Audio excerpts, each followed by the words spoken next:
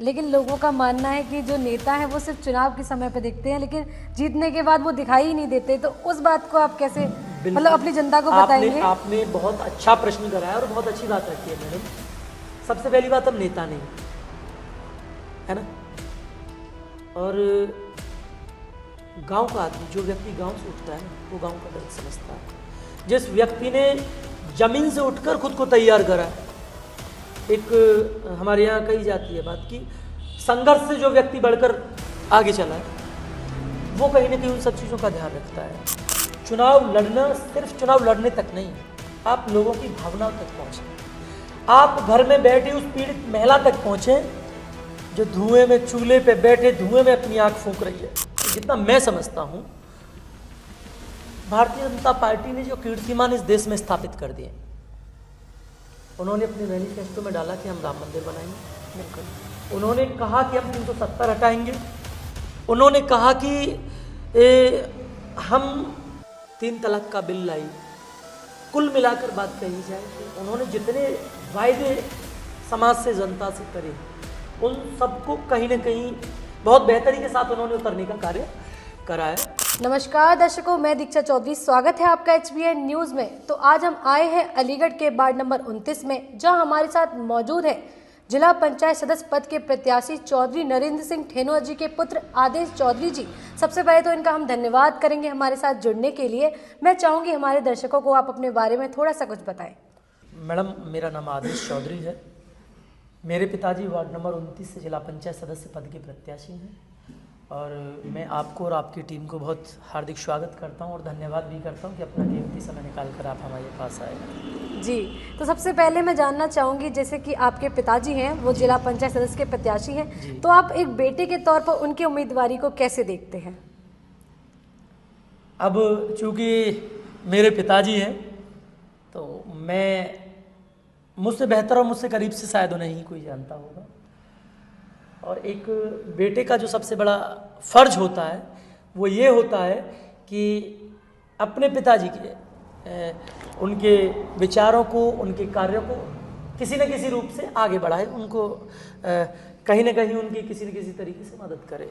बिल्कुल। तो मैं समझता हूँ कि मेरे पिताजी बहुत सुलझे हुए व्यक्तित्व के धनी व्यक्ति हैं, और मैंने जितनी गंभीरता, सहजता, जितनी सरलता उनमें बड़े करीब से, बारीकी से देखी है, तो उन सब चीज़ों से प्रभावित होकर मैं भी उन्हीं के मार्गदर्शन पे काम कर रहा हूँ, और हमारी जनता भी हमें बहुत प्यार हमारी इन सब चीज़ों को देखकर कर रही है, तो इन्हीं चीज़ों को लेकर चल रहे हैं। तो जैसे कि चुनाव में समय ज़्यादा नहीं रह गया है, आप भी क्षेत्रों में भ्रमण करना आपने शुरू कर दिया होगा, तो ऐसी कौन सी जो समस्या है वो जो सबसे ज़्यादा निकल के आ रही है क्षेत्र की जनता की? आपके क्षेत्र की मैडम तमाम तरह की समस्या होती है, लेकिन मुख्य रूप से जो समस्याएं, चूँकि अभी we are the developing nation, अभी हम विकसित नहीं हैं, विकासशील देश है, तो सबसे बड़ी जो समस्या है वो गांव लेवल पे आ जाती है, और ये जिला पंचायत सदस्य का चुनाव ही गांव से जुड़ा हुआ चुनाव है।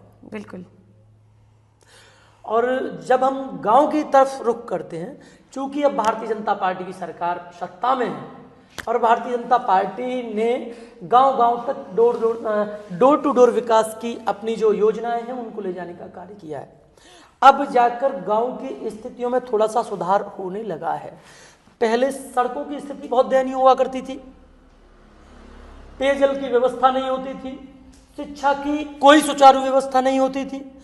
आप देखेंगे गांव जब जाएंगी, किसी भी रास्ते से आप निकल जाओ, आज से 5-7 साल 10 साल पहले जब सरकार नहीं थी, चूंकि अब तो 12 साल से योगी जी मुख्यमंत्री हैं, तो उन्होंने बहुत सारे कार्यों को गांव पे फोकस करा है, ग्राम पंचायत को भी मजबूत करा है, ग्राम की बॉडियों को भी मजबूत करा है जो ग्राम पंचायत को देखती हैं।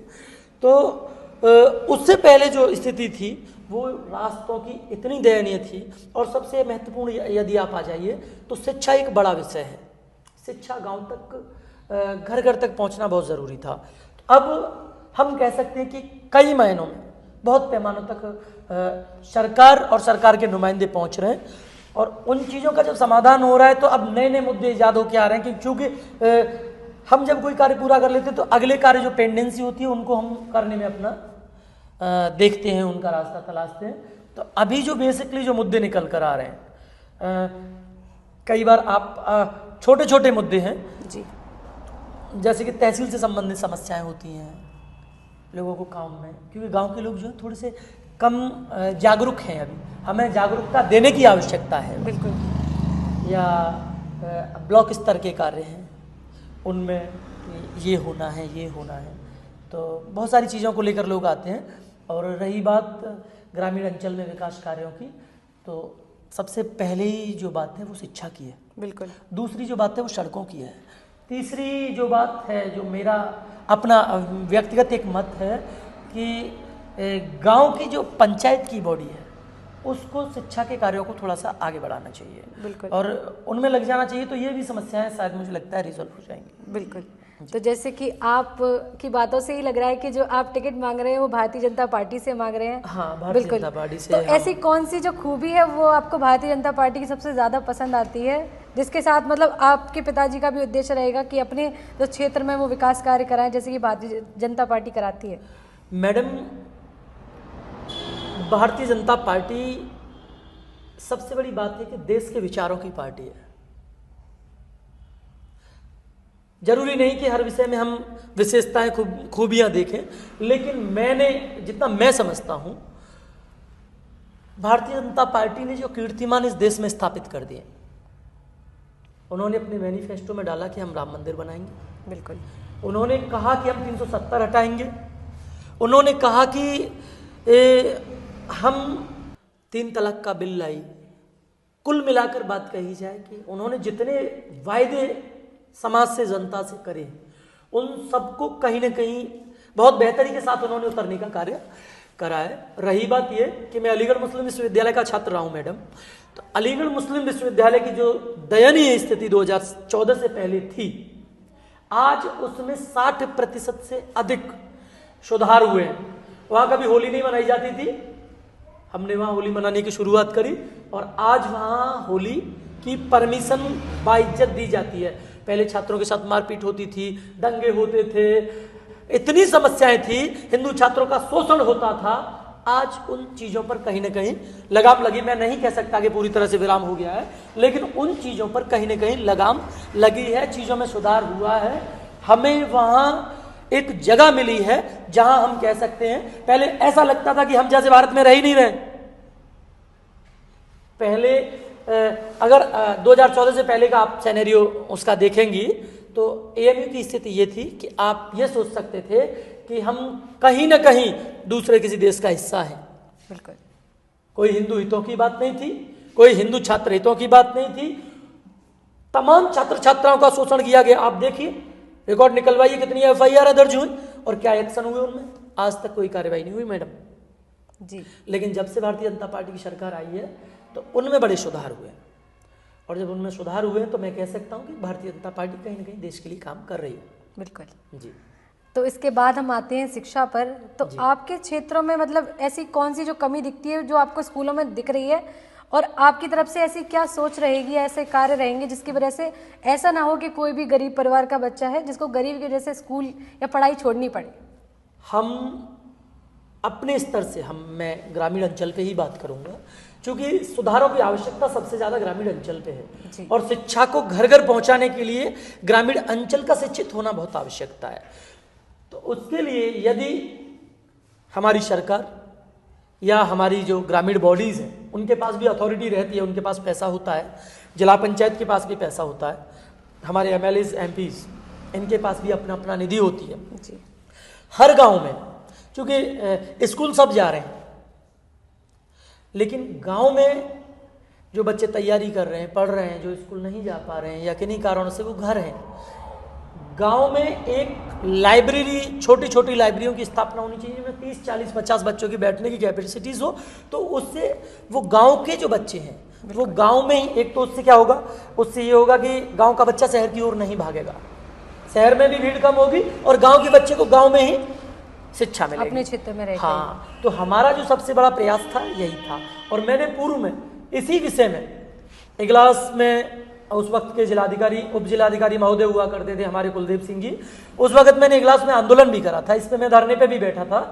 तो तब मैंने वहाँ बात करी थी स्टेडियम की, कि इगलास में एक स्टेडियम होना चाहिए, और उन्होंने जगह वगैरह चिन्हित करवा के उसकी प्रक्रिया भी चल रही है। मैं अभी उस तक नहीं पहुंचा हूं कि वो कहां तक पहुंच गई है, लेकिन उसकी प्रक्रिया चल रही है, वो चलन में है।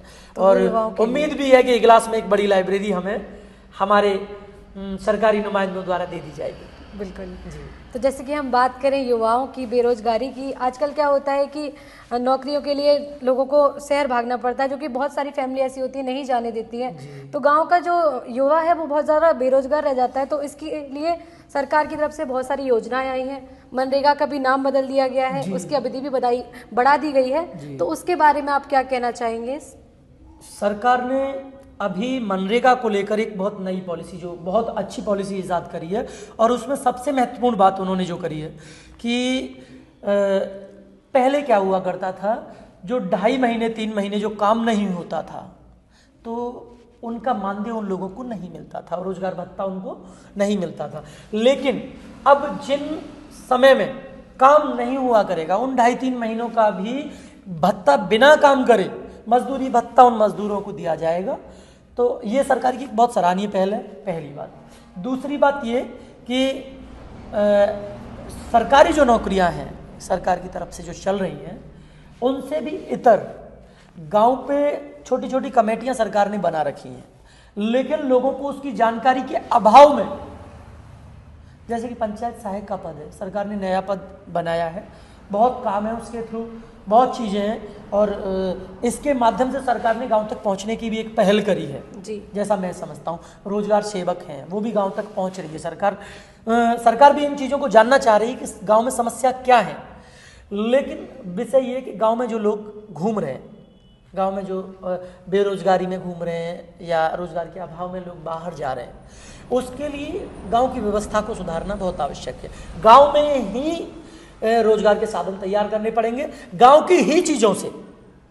अब गांव की चीज़ें क्या हैं? गांव में किसान हैं, गांव में खेत है, गांव में फसल है, गांव में दूध है, गांव में भैंस है। इन सब चीज़ों को इतना विकसित करना पड़ेगा कि वहीं का प्रोडक्शन, वहीं की मैन्युफैक्चरिंग और वहीं की चीज़ों की सर्विसेज। बिल्कुल।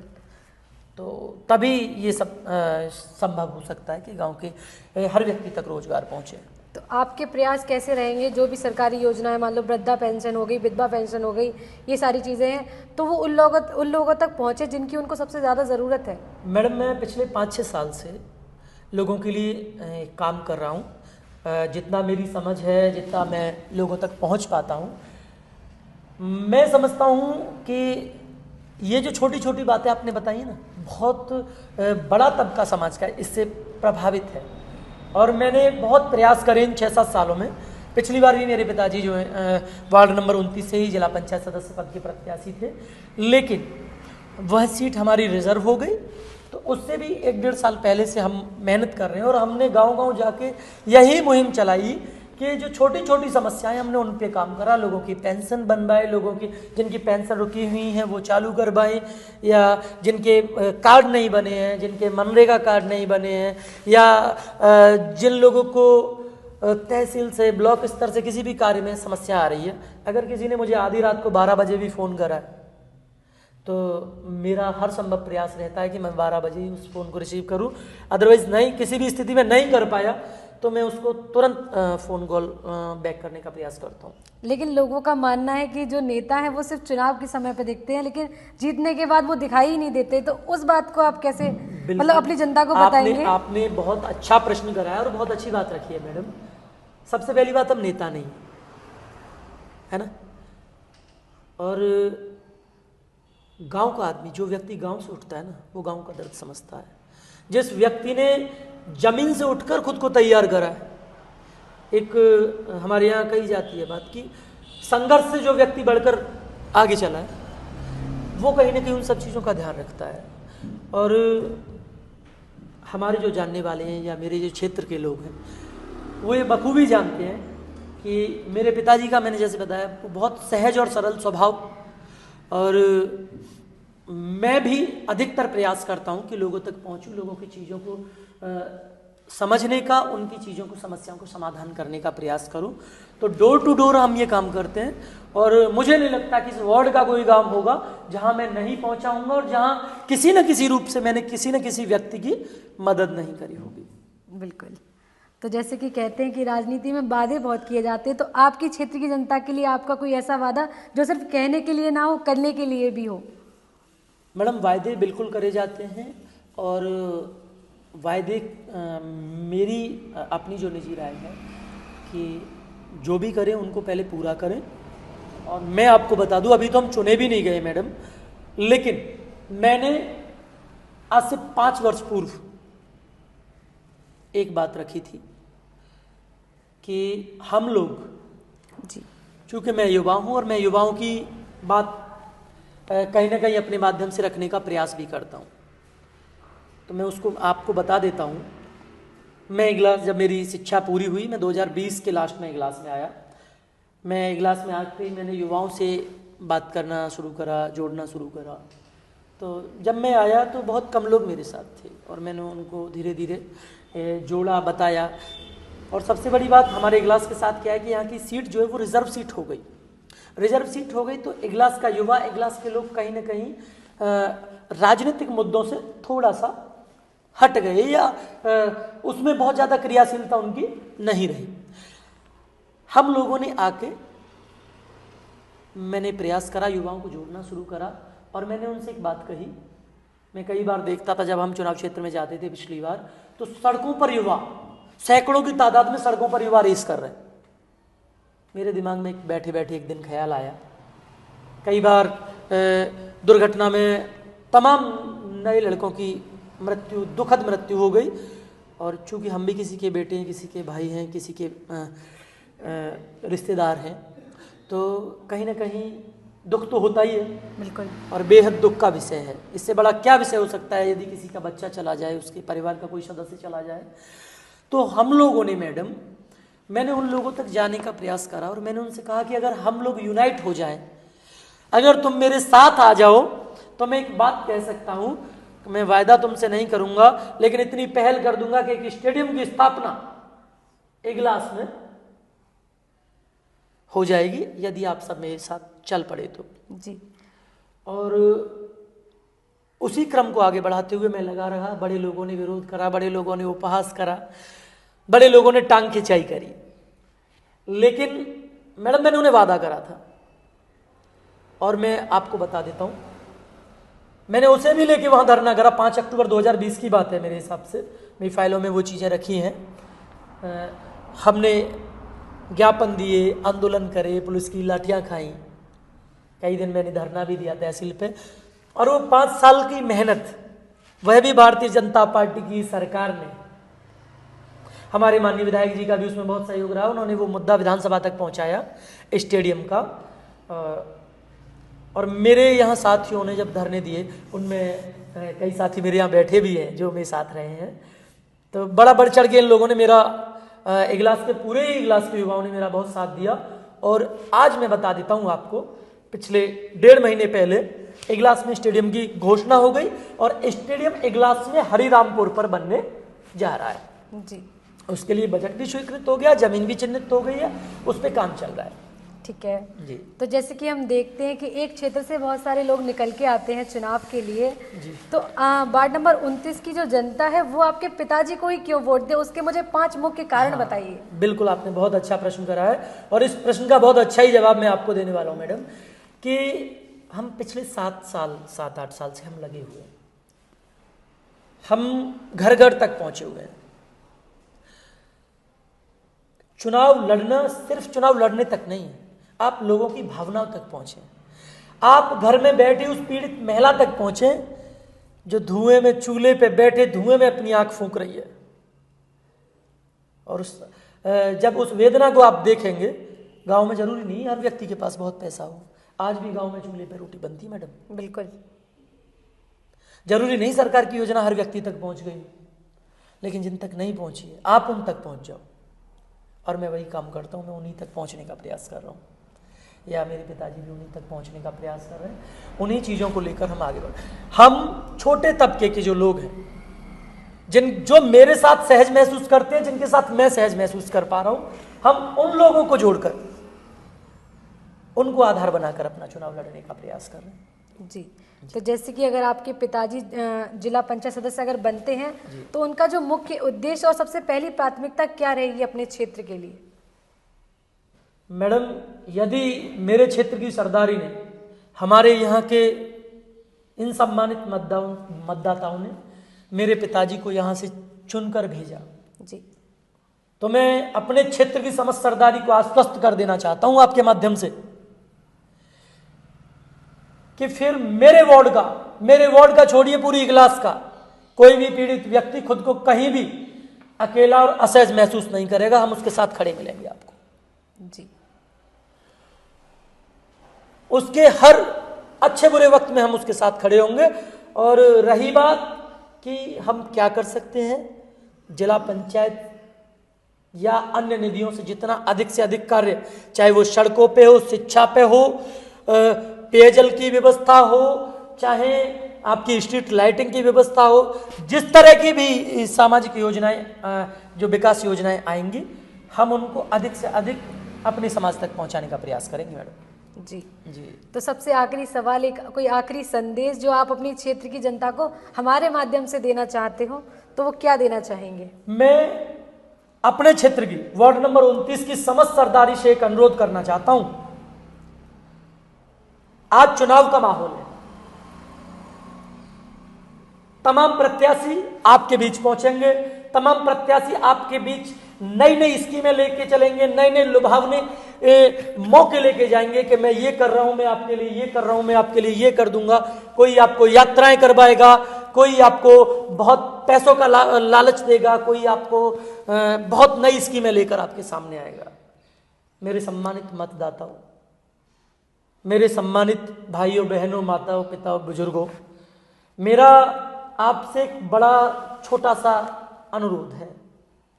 जो लोग आज आपके दरवाजे वोट लेने आ रहे हैं, आप ये देख लें कि वो इससे पहले कितने आपके साथ थे, और इस बात से आंकड़ा ये भी लगा लें कि इसके चुनाव के बाद ये लोग आपके कब तक साथ रहेंगे।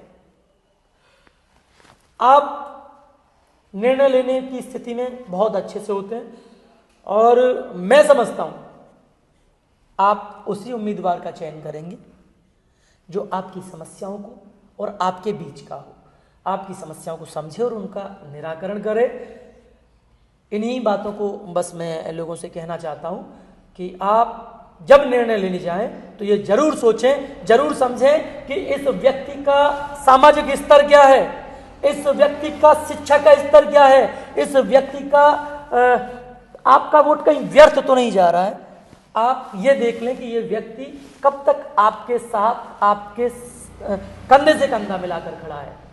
आज बहुत लोग आएंगे, बहुत चीजें देंगे, बहुत आश्वासन देंगे, लेकिन आपने जब से सीट रिजर्व हुई है उन लोगों को कड़ी दर कड़ी परखा है, और जिनको परखा है उनमें से आपको चयन करना है कि कौन व्यक्ति आपके लिए बहुत सहज है। तो आपका मैं धन्यवाद करूंगी इसी के साथ कि आपने अपनी क्षेत्र की जनता को बताया कि आपने उनका किस तरह से साथ दिया है, और आगे भी अगर आपके पिताजी जिला पंचायत सदस्य बनते हैं तो आगे भी किस तरह से साथ देंगे। तो उसके लिए आपका बहुत बहुत धन्यवाद। आपके लिए भी मैडम, आपको और आपकी टीम को बहुत हार्दिक धन्यवाद, और हृदय से आभार भी व्यक्त करता हूं कि आपने हमारी आवाज़ बनकर हमारी जनता तक हमारी बात पहुंचाई। धन्यवाद।